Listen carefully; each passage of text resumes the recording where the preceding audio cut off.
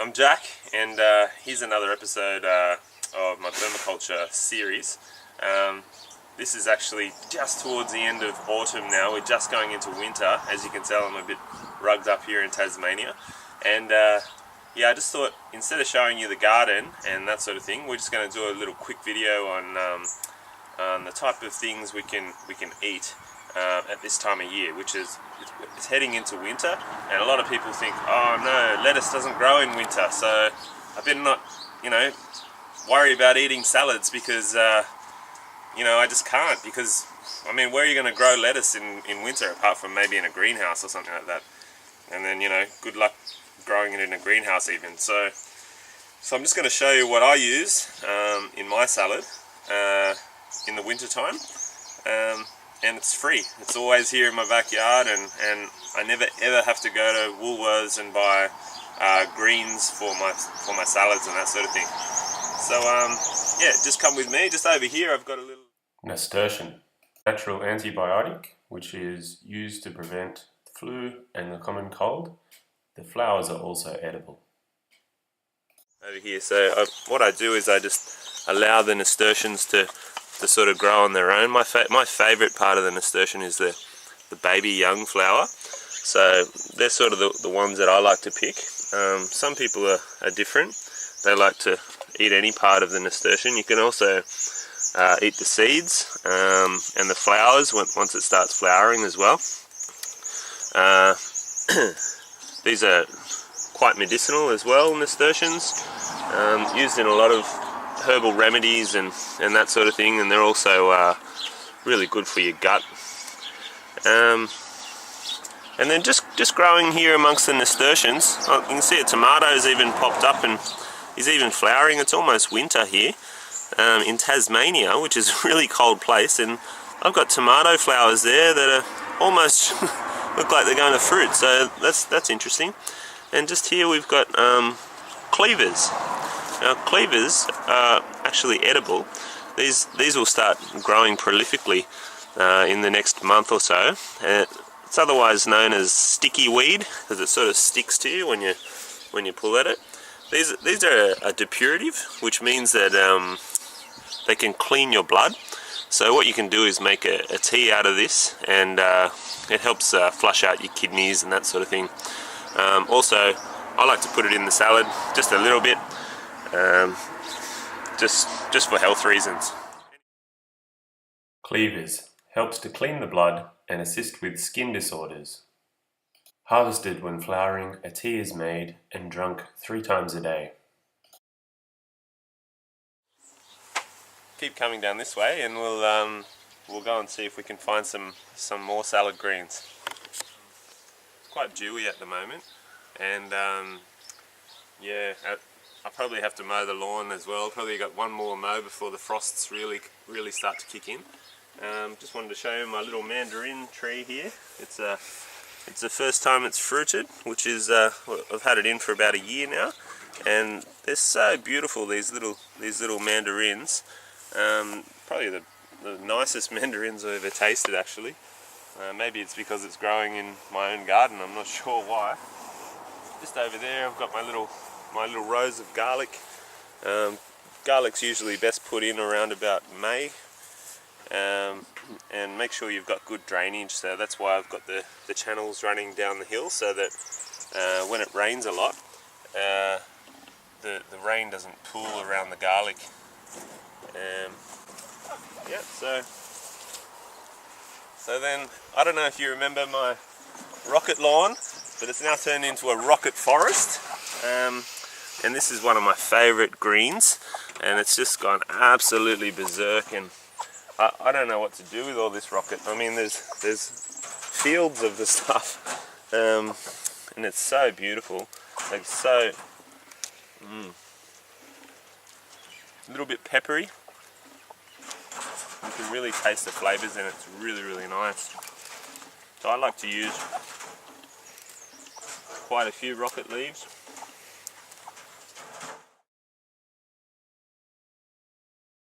Rocket. The Italians actually make a liqueur from this called rucolino. Okay, so let's continue down this way.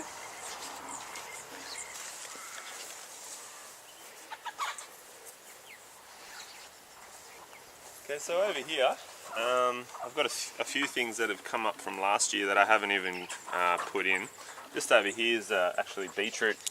You can eat the beetroot leaves. Beet greens are a great source of magnesium, iron and vitamin K. Over here we've got some Swiss chard, and just here as well. This is really nice, this stuff. It's really, looks, you know, you can just look at it, it's so nutrient dense. Similar nutritional composition as beet greens, this one's also showing promising results for blood sugar regulation. It tastes really good. It's really nice in a salad, or it's also nice sort of just slightly steamed. Here, this is a Japanese vegetable. It's called mizuna. It's really delicious, and I like to put it in a salad. And the other good thing about it is that it grows in cold climates, and when it's, you know, sort of towards the winter end. So this here will last me like the whole year. It just keeps on growing back, and it's really nutritious and a lot tastier than any of your lettuces you're going to buy in Coles or Woolworths. This is also great stir-fried or in soups as well. And then over next to the mizuna, we've got mibuna. I'm not really sure on the pronunciation, but another traditional Japanese mustard green. But this stuff's a little bit greener. As you can see, it's another Japanese type green, and it's really delicious as well. So I always like to put a few different things in my salad. Yeah, just to mix it up. I've also put a little nasturtium in there as well, which is a young one, which is only just starting. This time of year they tend to go berserk, so that'll probably turn into a bigger nasturtium like you saw up there in the coming years as it sort of goes to seed and then multiplies, and you sort of I like to nurture the multiplication of the plants instead of weeding all around it and using you know, like Roundup to stop all this messy weeds from happening. So far we've got a nice little free salad there that is, you know, more nutritious than probably 6 or 7 shop bought salads that you're going to get. And then just over here, I like to put a little bit of kale in my salads, so just a little bit of red ball kale this is, just for a little bit of extra texture and a bit of flavour. Whenever I pick things, I always like to leave a few on each branch, just so that it doesn't kill the plant and it comes back nice and thick each time. So that's about enough red ball there. So just in here, this is you know, spinach just growing all over the place. Once again, I haven't planted any of this, it's just all coming along on its own. So, and over here I've got a bit of Tuscan kale. I like to use the younger leaves because they're a little bit softer, and yeah, they just look more nutritious to me than sort of the dried out older leaf there. As you can tell, it's all organic. Usually anything with holes in it. And then over here, once again, is my red-ribbed chicory. The red dandelion is traditionally used as a digestive and liver tonic. It's really nice. It's not too bitter. You know, like once again, just looking at it, you know, highly nutritious, beautiful salad green.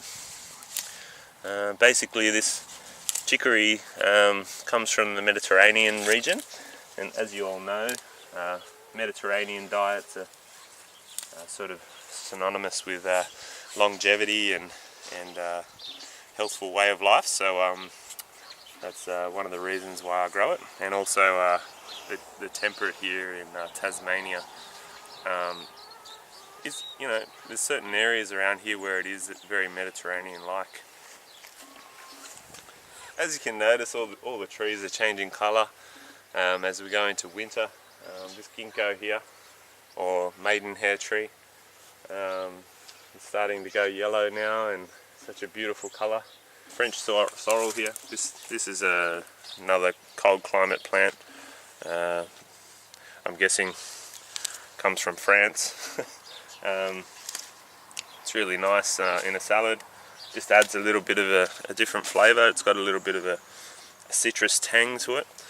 And then I've got a couple of things in here that I like to put in, like my gotcha cola here. Always make sure I have a couple of leaves a day. It's also meant to be good for cognition, being bilobal, much like your ginkgo leaf. You can see the sort of, it's almost brain-like. It's almost like the sagittal plane cross-section of the brain. You can see the veins going up through it, and almost looks like there's two cerebral hemispheres, much like your ginkgo leaf, which is called doctrine of signatures, where people sort of look at plants like this, and the walnut that sort of looks like a brain. And back in the old days, they used to say, well, you know, if it looks like a brain, it must be good for your brain. And it turns out that science is saying, yeah, actually, it is good for the brain. So they're pretty clever back then. So as you can see here, this is the ginkgo leaf, where if you look at it, it's got two hemispheres. It's bilobal, they call it. Perhaps that's why they call it ginkgo biloba, because it is bilobal, much like the two hemispheres of the brain. And once again, it is good for the brain. It increases circulation to the brain, and science is showing that now, just recently. And just down here, we've got the mother of all brain herbs, which is called Brahmi. And this is an Indian Ayurvedic herb. Bacopa has been used for centuries for cognition enhancement and longevity. It also loves wet feet, much like gotcha cola. Used to treat Alzheimer's and dementia and that sort of thing. So I like to put that one in my salad just to sort of stave off anything like that. Yeah, so this is the pond here. And I've actually got 3 little fish in there now, which are a little bit difficult to see, but yeah, it's coming along quite nicely. There's no need to fill it up because there's a bit of an underground spring that fills it up, which I'm lucky to have in this backyard. So down here we have a few more plants that like growing in wet environments and near the water. Just got a little bit of this rainbow celery here. It's not the tastiest thing on its own, but it makes the salad look quite colourful. It's got a little bit of a pink tinge to it. It's pretty much they call it rainbow celery or water celery. It's another Asian water plant that grows around water. And just here we've got some New Zealand spinach again. This usually grows in coastal regions. It's slightly salty, and usually grows around salty waters and that sort of thing. Another name for it is warrigal greens, and it's quite a delicious addition to any salad. So there you have it. Delicious, nutritious salad. Only took me 5 minutes to walk around and pick. It didn't cost me a cent, and it's all going to be there growing again this time next year. So once again, I'm reaping the rewards of permaculture, even though I haven't been spending any time in the garden, probably for the last 6 months, and it's quite evident, as you can see how messy the garden is, that I haven't been spending any time out here. But yet I can still come and walk out here and collect myself and my wife a meal. So thanks for listening once again. I'm sorry the autumn video was a little bit late. Better get in the kitchen and whip up this salad.